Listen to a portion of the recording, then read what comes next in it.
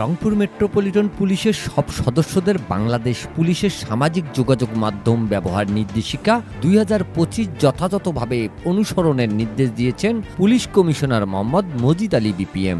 ৩০ June সোমবার metropolitan police লাইনসে মাসিক কল্যাণ সভায় এই নির্দেশ দেন তিনি। আরপিএমপি কমিশনার বলেন, কোনো পুলিশ সদস্য পুলিশ পরিচয়ে সামাজিক যোগাযোগ মাধ্যম ব্যবহার করতে পারবে না।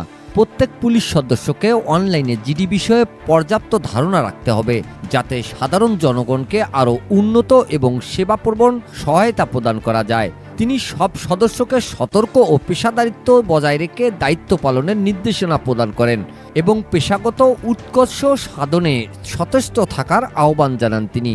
সবার শুরুতে police commissioner Majid Ali BPM উপস্থিত সবার সঙ্গে শুভেচ্ছা বিনিময় করেন।